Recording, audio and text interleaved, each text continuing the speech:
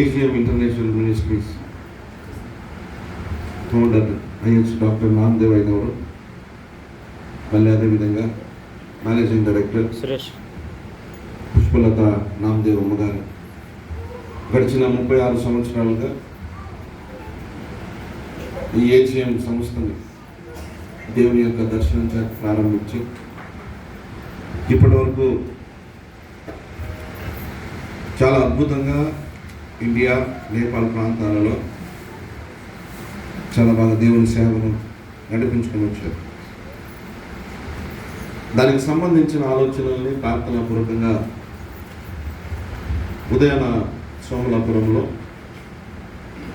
మాట్లాడుకునేటప్పుడు మంచి ఆలోచనల్ని దేవుడు దయచేశాడు. పొద్దున ఎంతమంది ఆ మాటల్ని విన్నారు?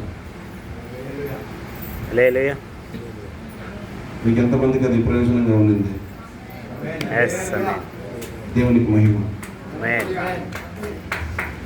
ఈరోజు మీ అందరినీ MBBS డాక్టర్ చేస్తాను. మిమ్మల్ని అందరినీ MBBS డాక్టర్స్. ఏం అర్థం కాలేదు కదా? ఏదో ఒకటి చేయండి సార్,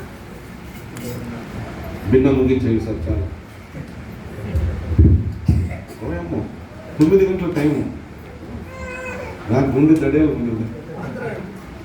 ఆంధ్ర ఇది 2 గంటల వరకు ఉంటారు. 2 గంటలకు కూడా వదిలిపెట్టరు. చెప్పే కెపాసిటీ, ఓపిక, ప్రసంగికుడు ఉండాలంతే. నేను అది మర్చిపోయాను.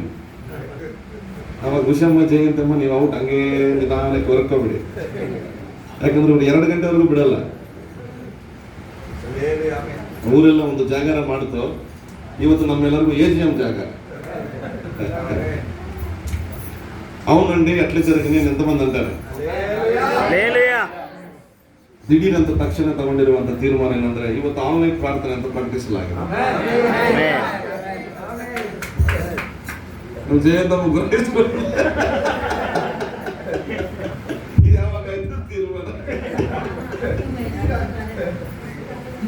ದಿಢೀರಂತ ಸಂಪೂರ್ಣ ರಾತ್ರಿ ಪ್ರಾರ್ಥನೆ ಅಂತ ತೀರ್ಮಾನ ಆಗಿದೆ. ಆನ್ಲೈನ್ ಪ್ರೇಯರ್ ಅಂತ. ವಿಮೋಚನೆ ಹೊಂದಿರುವವರ ತಲೆ ಮೇಲೆ ನಿತ್ಯವೂ ಆನಂದವಿರುತ್ತೆ. బైబిల్ ఏముందంటే విమోచించబడిన వారి తలల మీద నిత్యము ఆనందం ఉంటుంది. ఒక వ్యక్తి విమోచించబడ్డాడు అంటే ఆ మనిషి మాట్లాడే మాట కానీ, తన మొక్క కవలిక అంటారు కదా, అది కానీ, ఎంత కష్టం ఉన్నా, ఎంత రోగం ఉన్నా, ఎంత బాధ ఉన్నా తను నవ్వుతూనే ఉంటాడు. అది దేవుడు ఆయనకి ఇచ్చేవాడు. విమోచించబడిన వారి తల మీద ఏముంటుంది? నిత్యం ఏముంటుందమ్మా? బాతుమూతి మాదిరి ఇట్లుండే వాళ్ళకి ఏం లేదని అర్థము, జ్ఞానం లేదా? మధ్యాహ్నం కదమ్మా, కడుపు నుండి అట్లా తింటారు బువ్వ. నమకిన్నೂ వాంతి పడతాయి. వద్దు వద్దు అంటే మహానుభావుడు, సార్ మునక్కాయ వేసుకోండి సార్, బెండకాయ వేసుకోండి సార్, చికెన్ 2 వెరైటీలు ఉన్నాయి వేసుకోండి సార్. జ్ఞానం లేదు అంటారు, ఆనందం అంటే. దేవుడు మిమ్మల్ని ఆశీర్వదించను గాక. ఇవన్నీ వేస్ట్ ఆఫ్ టైం అని మీరు అనుకోవద్దండి. దేవ సేవకుడు అనబడిన వ్యక్తి దేవుని వాక్యాన్ని ప్రకటించడానికి విశ్వాసం అట్లా ఆకట్టుకోవాలి. ఇది మీరు నేర్చుకుంటారని అనుకుంటాను. అందుకే అయ్యగారు నాకు నేర్పించినట్టు ఏమంటే, మా సంఘాలని, మా సేవకుల్ని, మా యాజకుల్ని బలపరిచే మాటలు ప్రభు మీతో మాట్లాడను గాక. మీ మనసంతా మా వైపు రావాలంటే పారంపర్యమైనటువంటి మాటల్ని మాట్లాడకూడదు. సంథింగ్ డిఫరెంట్గా ఉండాలి కదా. ఆ డిఫరెంట్లో నేను ఈరోజు మీతో అన్న మాట ఏంటంటే, మిమ్మల్ని అందరినీ నేను డాక్టర్లు చేస్తాను అన్నాను. బైబిల్ ఆల్రెడీ మిమ్మల్ని డాక్టర్లు చేసింది. ఈరోజు ఒక విశేషమైన డాక్టర్ని మిమ్మల్ని చేయాలని అనుకుంటాను. అమ్మా, స్పెషలిస్ట్.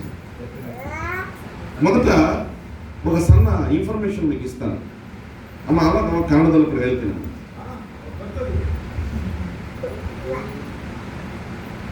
ఒక మనిషి జీవితంలో హృదయము అనేటువంటి ఒక అంగం ఒక రోజుకి 1,00,000 సార్లు కొట్టుకుంటుంది. లబ్డబ్ లబ్డబ్ లబ్డబ్ అనే సౌండ్ని 24 గంటల లోపు 1,00,000 సార్లు కొట్టుకుంటే మీరు బతుకుతారు. బాగా ఆలోచించండి ఈ మాట ఎందుకంటాను. మీ గుండె ఒక రోజుకి ఎన్నిసార్లు కొట్టుకుంటుందమ్మా? 1,00,000 సార్లు కొట్టుకుంటుంది. 365 రోజులకి 3.5 కోట్ల సార్లు మీ గుండె కొట్టుకుంటుంది. ఎన్ని రోజులకి? ఒక సంవత్సరానికి 365 రోజులకి మీ ప్రమేయం లేకుండా, మీ అనుమతి లేకుండా, మీ ఆలోచన లేకుండా, మీ పర్మిషన్ లేకుండా ನಿಮ್ಮ ಗುಂಡಿಗೆ ನಿಮ್ಮ ಹಾರ್ಟ್ 3.5 ಕೋಟಿ సతి ಹೊಡ್ಕೊಳ್ಳುತ್ತೆ. దాన్ని తెలుగులో హృదయం అంటారు, ఇంగ్లీష్లో హార్ట్ అంటారు, ఇంకా వేరే ఏదైనా భాష ఉందా? హృదయము అంటారు, దిల్ అంటారు, గుండె అంటారు. నాకు నీ దిల్లు ఏం గట్టిదిరా స్వామి, మాట్లాడుతా అంటాం. మా అయ్యగారి గుండె కూడా భలే గట్టిది. ఏం గుండె ఎగరు మీరు 3 స్టంట్లు వేసుకుని కూడా ఏం కొట్టుకుంటాను చూడండి. హల్లెలూయా. ఏ గుండెరా నీ గుండె భలే గట్టిదిరా నాయన. మీకు ఒక విషయం తెలుసా?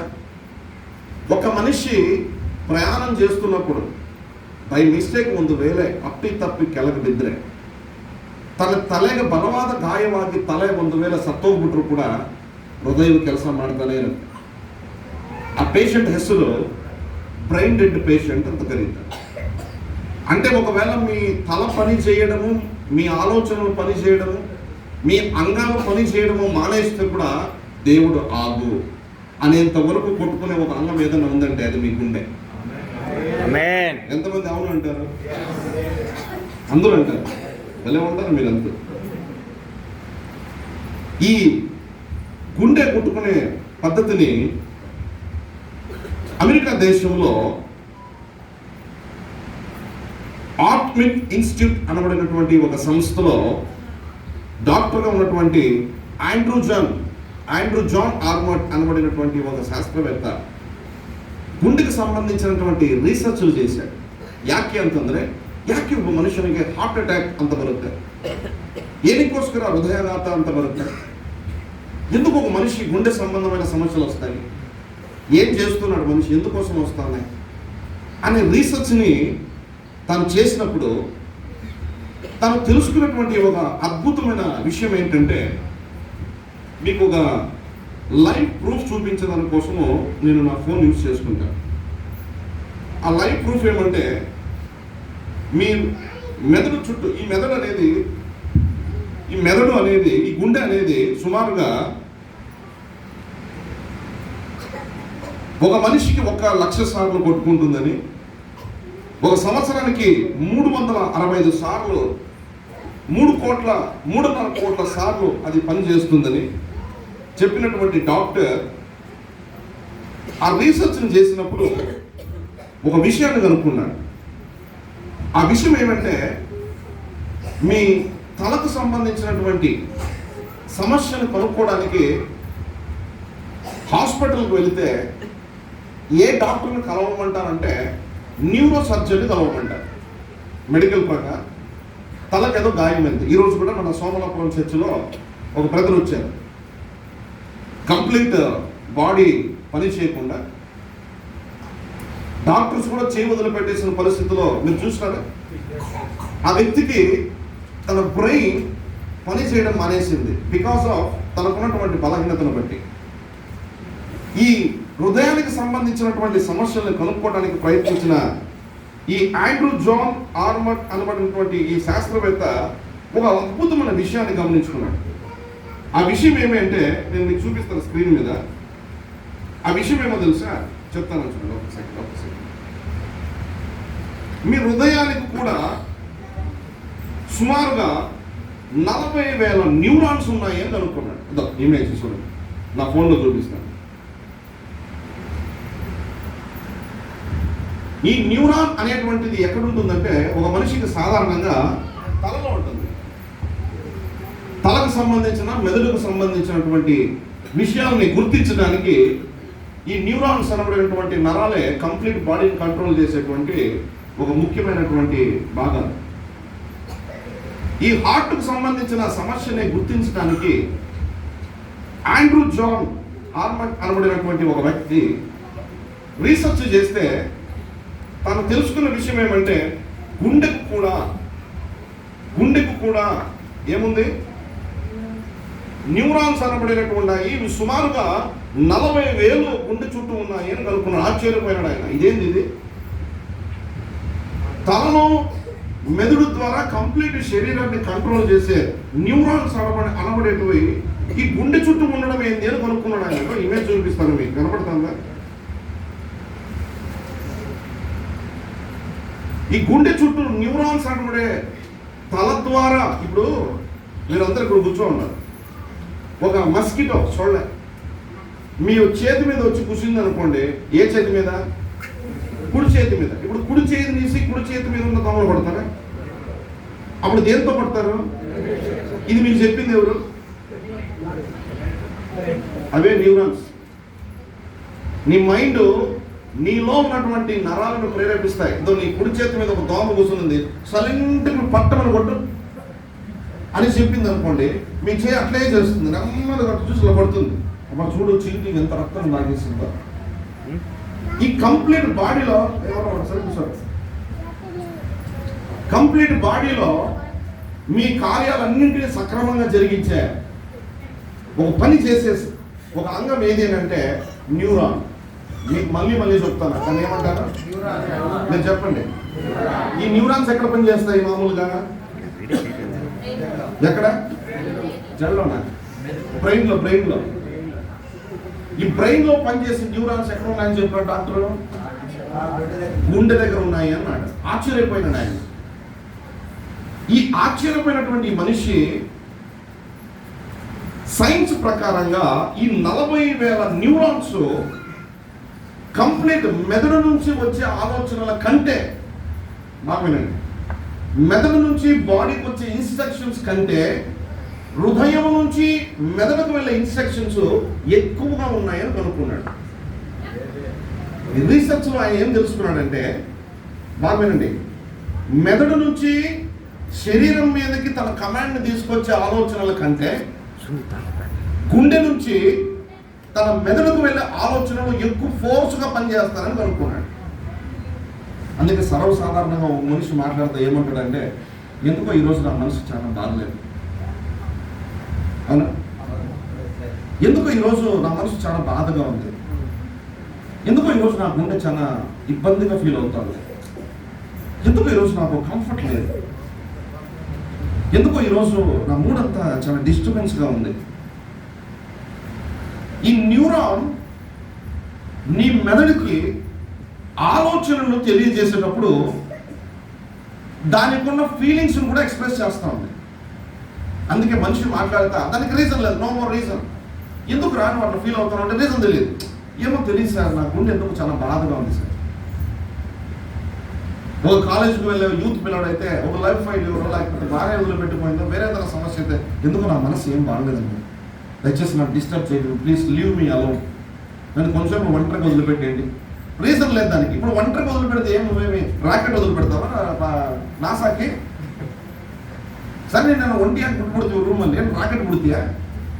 No reason. అవునంటారా కాదంటారు? ఒంటరిగా వదిలేండి, నా మనసు ఏమీ బాగలేదు అని అంటాడు. ఈ మనిషి ఎందుకు ఈ మాట అన్నాడు? వారికి తెలీదు, వారి గుండెలో ఉన్నటువంటి మెదడు కన్నా 40,000 న్యూరాన్స్ తన కంప్లీట్ మెదడుని బాడీని కంట్రోల్ చేసే కెపాసిటీ ఎక్కడ పెట్టాడంట దేవుడు.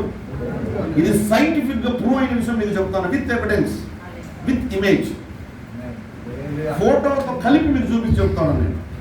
ఎందుకు ఈ మాట చెప్తాను బాగా వినండి.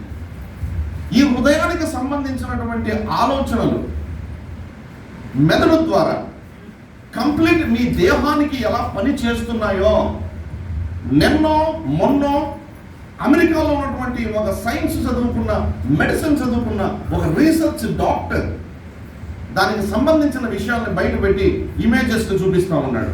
అంటే మీ బ్రెయిన్ కూడా మీ మీ మీ మీ మీ హృదయము కూడా మీ మైండ్ లాగే, మీ మైండ్ కంటే ఎక్కువగా ఆలోచన చేస్తూ ఉంది. మీకు అర్థమవుతుందా? మీకు ఇట్లా చెప్తే బాగా ఈజీగా అర్థమవుతుందని చూపిస్తాను, అంతే. నా ప్రతాపం చూపించే దానికోసం కాదు. మీ హృదయము మీ మైండ్ కంటే ఎక్కువగా ఆలోచన చేస్తూ ఉందంట. అందుకే నువ్వు ఏడుస్తావు, అందుకే నువ్వు నవ్వుతావు, అందుకే నువ్వు బాధగా ఉంది అంటావు, అందుకే నా మనసు ఏం బాగలేదు అంటావు. ఎందుకో లోన్లీగా ఫీల్ అవుతావు. దేవునితో ఎట్లుండాలో తెలియదు, మనుషులతో ఎట్లుండాలో తెలియదు. ఎందుకంటే నీ హృదయం బాగలేదు, కన్ఫ్యూజన్ స్టేజ్లో ఉంది, ఇబ్బంది పడుతూ ఉంది. ఈ విషయం నిన్నో మొన్న డాక్టర్ కనుక్కొని చెప్పినాడండి. కానీ నేను మీరు నమ్మిన నిన్న వాక్యము ನನ್ನ ದಾರಿಗೆ ದೀಪವಿದು ನನ್ನ ಬಾಳಿಗೆ ಬೆಳಕಾಗಿದೆ. ఇది మీ బైబిల్ చూపించండి ఒకసారి. మీరు చప్పట్లు మనం కొడుతున్నారు, మీ బైబిల్ చూపించండి. దావీదు ఏమన్నాడు?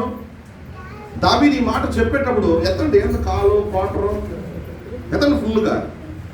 దావీదు ఏమన్నాడు తెలుసా? నిన్న వాక్యము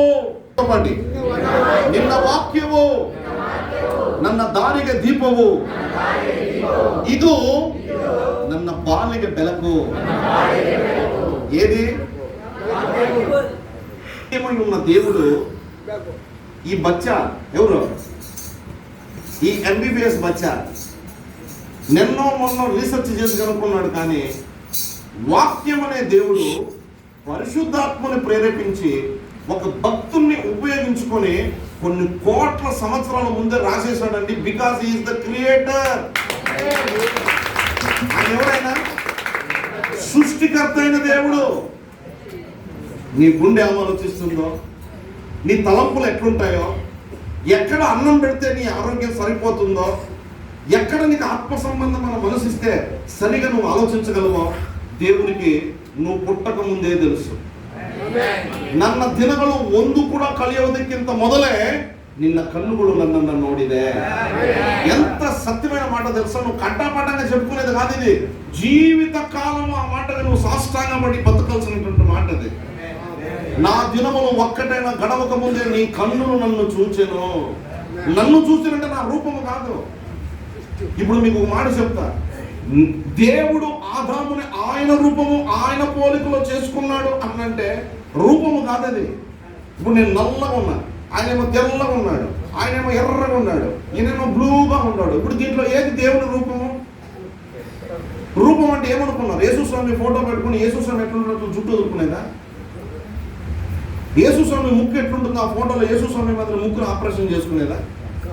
యేసుస్వామి మాదిరి అంగి వేసుకుని నేను యేసుస్వామి మాదిరి ఉన్నాను అనేదా? నేను ఆయన రూపము ఆయన పోలికంటే క్యారెక్టర్. ఆయన రూపం ఆయన పోలికంటే ఏమో తెలుసా? క్యారెక్టర్. ఈ క్యారెక్టర్ని సంపాదించుకున్న మహాత్మా గాంధీ బ్రిటిష్ వాళ్ళ ముందర నిలబడి చదువుకున్న వాక్యాన్ని ముందుకు పెట్టి,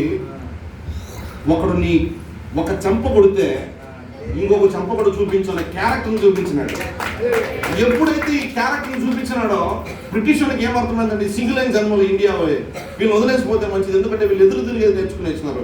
ఆ ఎదురు తిరిగే తనము, తగ్గింపులో జయాన్ని పొందుకునే తనము ఆ మనిషికి ఎవరు నేర్పించినారో తెలుసా? ఆక్స్ఫోర్డ్ యూనివర్సిటీలో లండన్లో చదువుకున్న ఆ బైబుల్ నేర్పించింది ఆయన. అదే వాక్యమై ఉన్న బైబుల్ కొన్ని కోట్ల సంవత్సరాలుగా మహాజ్ఞాని అనిపించుకున్న సాలమోను గారి చేత ఒక మాట రాయించింది. మీరు చూస్తే ఆశ్చర్యపోతారు. ఒక చిన్న మాట అయ్యగారు చెప్పినటువంటి పదానికి న్యాయం చేసేసి నేను ముగించి మేము వెళ్ళిపోతాం. చూడండి, జ్ఞానోక్తిಗಳು 4ನೇ అధ్యాయ 23ನೇ వచన, సామెతలు 4వ అధ్యాయము 23వ వచనము. సామెతలు 4వ అధ్యాయం 23.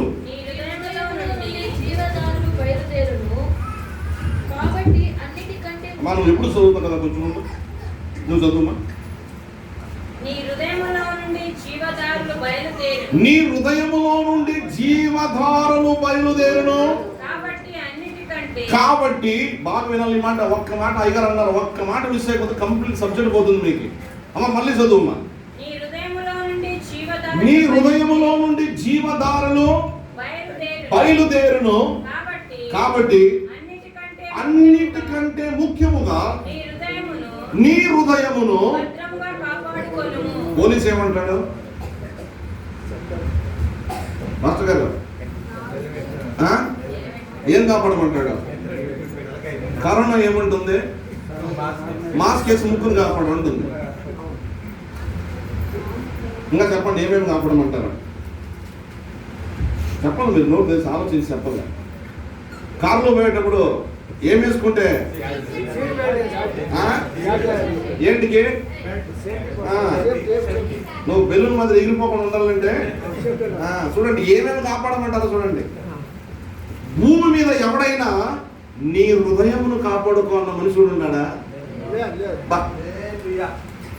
ఏంటండి మన దేవుడు ఎందుకు ఆ మాట అన్నాడు తెలుసా? కన్నడలో 4:23 ವಾಕ್ಯ. ನಿಮ್ಮ ಹೃದಯದಿಂದ ಬಹು ಜಾಗರೂಕತೆಯಿಂದ ಕಾಪಾಡಿಕೋ, ಯಾಕಂದ್ರೆ ಅದರ ಒಳಗಡೆಯಿಂದ ಜೀವಧಾರೆಗಳು ಹೊರಡುವವು. ఇప్పుడు మీరు రెడీ ఉండాల. యేసువే ನಾನು ನಿಮ್ಮಾಲಯ, ಉಕ್ಕಿಸು ನನ್ನಲ್ಲಿ ಜೀವಜಲ. యేసువే ನಾನು ನಿಮ್ಮಾಲಯ, ಉಕ್ಕಿಸು ನನ್ನಲ್ಲಿ ಜೀವಜಲ.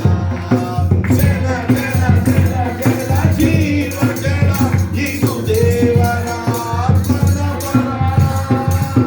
ಜಲ ಜಲ ಜಲ ಜಲ ಜಲ ಜೀವಜಲ, ಇದು ದೇವರ ఆత్మన వర. స్లో కొట్టడానికి స్పీడ్ కొడతాం, స్పీడ్ కొట్టడానికి స్లో కొడతాం. ఎక్కడ నీతో చేసేది? వాళ్ళేమో అరసు. ఇప్పుడు మా ఆరాధన చేసింది, ఆరాధన ఎవరు చేసింది అమ్మా? మీరే కదా. గొంతు దాన్ని ఏమంటారు, వాక వాక అన్ని పోయే మంది అరసు కొట్టుకుంటుంది. మీతో పాటు మ్యాచ్ చేయాలి ఆ మనిషి. ఇప్పుడు నేను స్పీడ్గా ఎత్తుతే అంటా ఉన్నాడు. ఇప్పుడు క్యాచ్ చేసి చూద్దాము. యేసువే